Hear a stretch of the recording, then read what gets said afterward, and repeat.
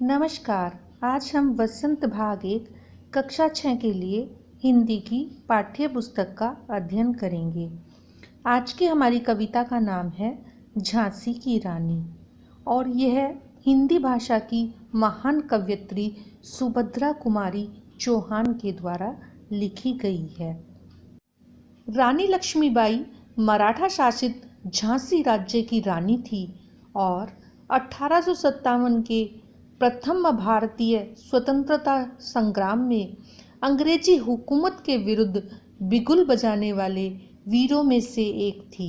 वे ऐसी वीरांगना थी जिन्होंने मात्र 23 वर्ष की आयु में ही ब्रिटिश साम्राज्य की सेना से मोर्चा लिया और रण क्षेत्र में वीर गति को प्राप्त हो गई, परंतु जीते जी अंग्रेजों को अपने राज्य झांसी पर कब्जा नहीं करने दिया।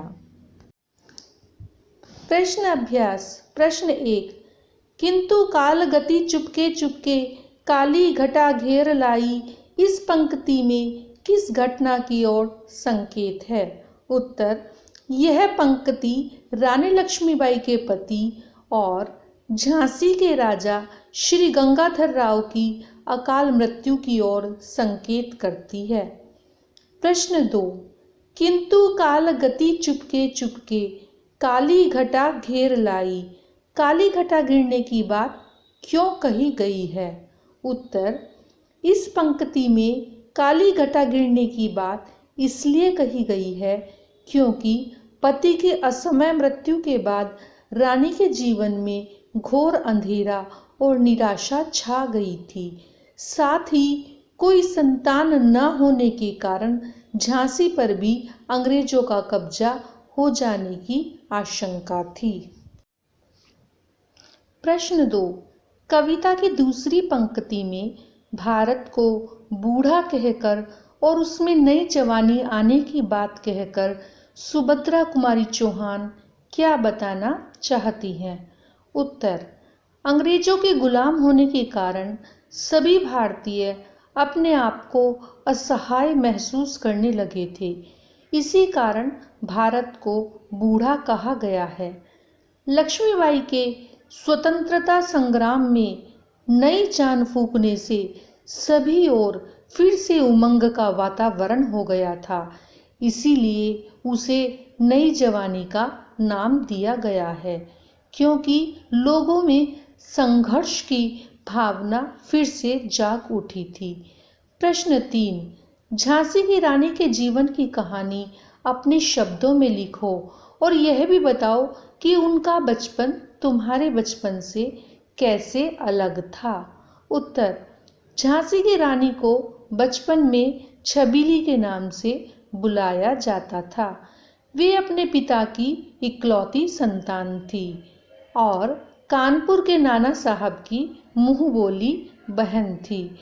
नाना साहब ने रानी लक्ष्मीबाई को युद्ध कौशल की शिक्षा भी दी थी।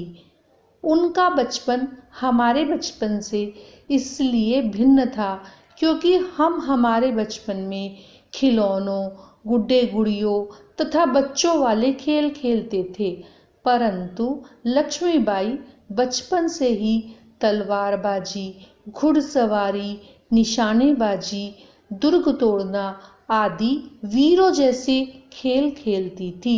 वे अपने खिलौनों से नहीं बल्कि हथियारों से खेलती थी। प्रश्न 4। सुभद्रा कुमारी चौहान लक्ष्मीबाई को मर्दानी क्यों कहती हैं? उत्तर।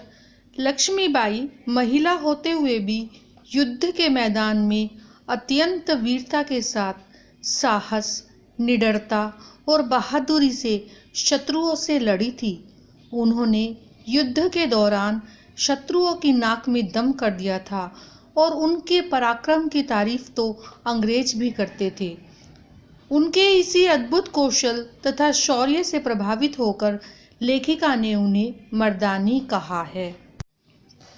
बर्छी, कृपाण, कटारी उस जमाने के हथियार थे। आजकल प्रयोग में लाए जाने वाले हथियारों के नाम लिखो। उत्तर। आजकल मिसाइल, परमाणु अस्त्र, अत्याधुनिक तकनीक से सुसज्जित तोप, टैंक, बंदूकें, बम तथा हवाई अस्त्र काम में लिए जाते हैं। प्रश्न 1, झांसी की रानी के जीवन से हम क्या प्रेरणा ले सकते हैं? उत्तर, झांसी की रानी के जीवन से हम देश के लिए मर मिटने, स्वाभिमान से जीने, विपत्तियों से न घबराने, साहस और दृढ़ निश्चय आदि की प्रेरणा ले सकते हैं। प्रश्न 2, डलहौजी प्रसन्न क्यों था? उत्तर, निसंतान राजा गंगाधर राव की मृत्यु होने पर झांसी का अधिकार स्वतः ही अंग्रेजी सरकार को मिल जाना था, इसलिए डलहौजी प्रसन्न था। प्रश्न 3, लक्ष्मीबाई के प्रिय खेल क्या थे?